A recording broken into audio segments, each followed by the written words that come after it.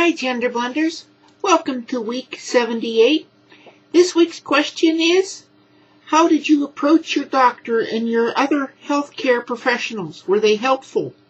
How would you approach them differently now?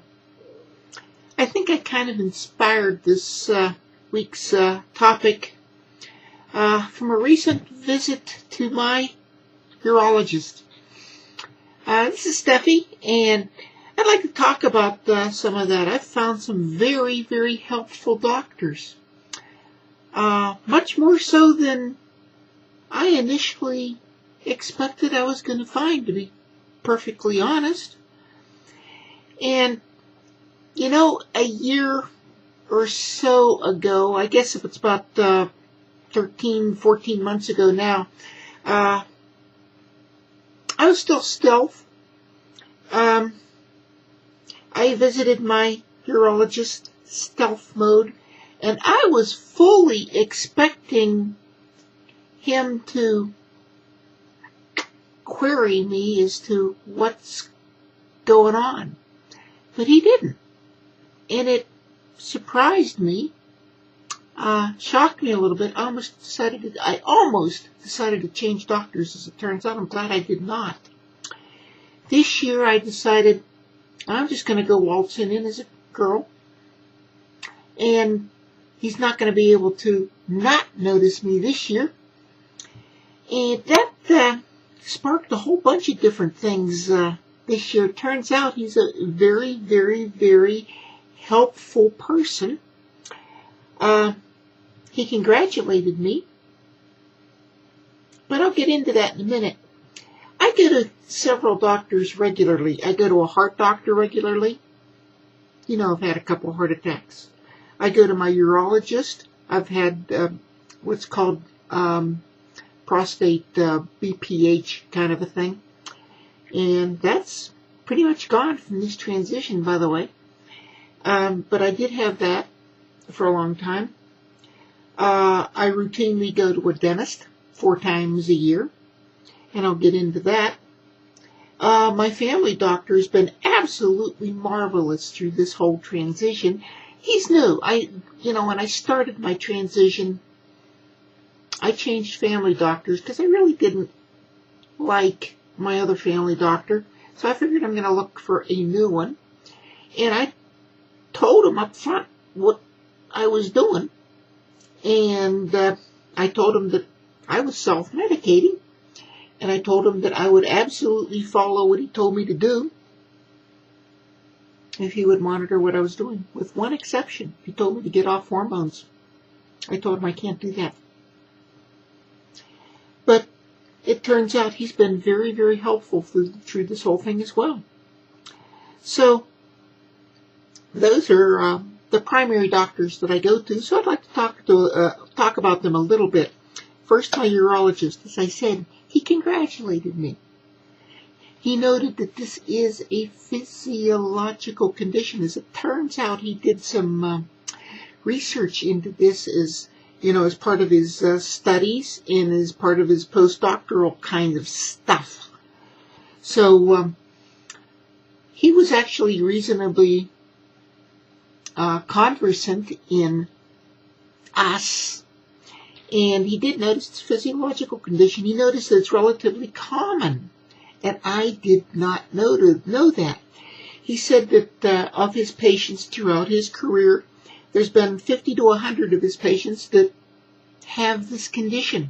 He says most of them don't or won't follow through and do anything about it.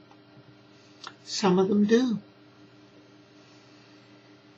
So 50 or 100 patients got to be a few percent, which is higher than I would have guessed. He also did give me some clues as to some other folks to check out for surgeries and things like that.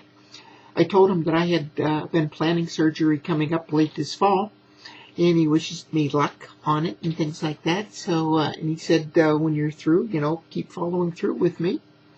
And I told him that I would.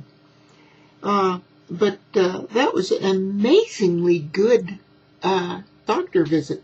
Much more so than I would have thought. My family doctor, as I said, has always been supportive of me. He has always been helpful. He monitors what I'm doing. He has found folk for me to talk to about folks that he has treated.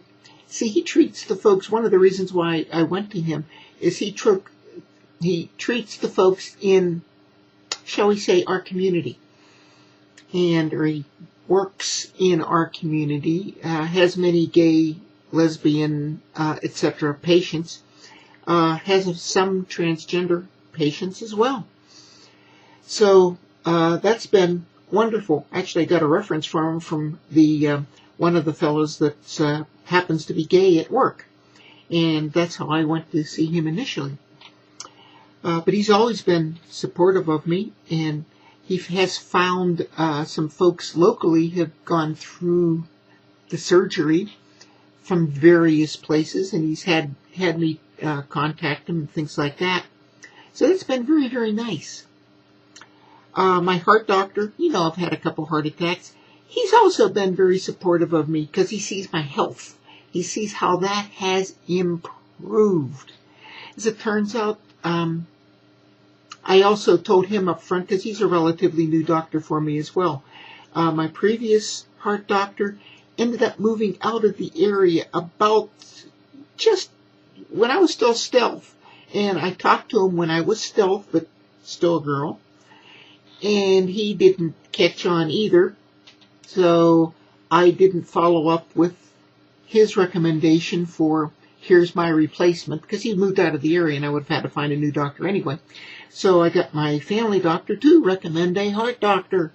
And it turns out he recommended a very, very good one. He's been very supportive of me as well.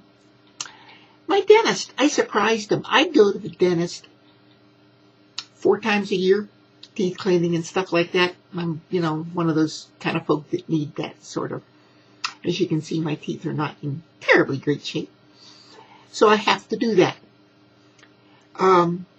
But as it turns out, for different reasons, I ended up missing a couple sessions. So the one previous session, I was very early stealth, and I wouldn't have expected them to know. The next time, I was full-bore girl mode, out everywhere. So I came waltzing in as a girl. Surprised the heck out of them, but they took it very well. And took a new picture of me for their folder, seeing the other one was kind of, shall we say, out of date. And they've been very helpful, very nice to me, and call me by my right name and so forth. That was kind of cool. The other doctor that I routinely see is the pet's vet. I have a pet cat, and one of these times I'll get her on. She's out there right now, out in the hall. And one of these times I'll get her. She's kind of shy, but I'll kind of force her on one of these times. Anyway, I came waltzing in there one time as a girl, and they said, "That's a new look for you, isn't it?" But just kept right on going as if there was no problem at all, which of course there wasn't. They had no problem with me at all. And so it's been supportive. And that's what I find for most of the doctors that I've had. I can't think of any doctor that has given me any kind of problem whatsoever in anything that I've done on this transition.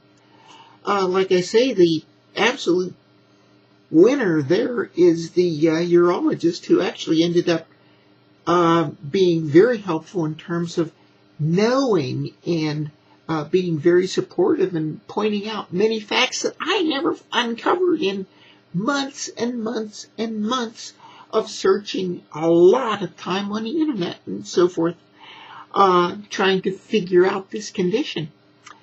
And he also gave me some leads for some different SRS things, as I mentioned.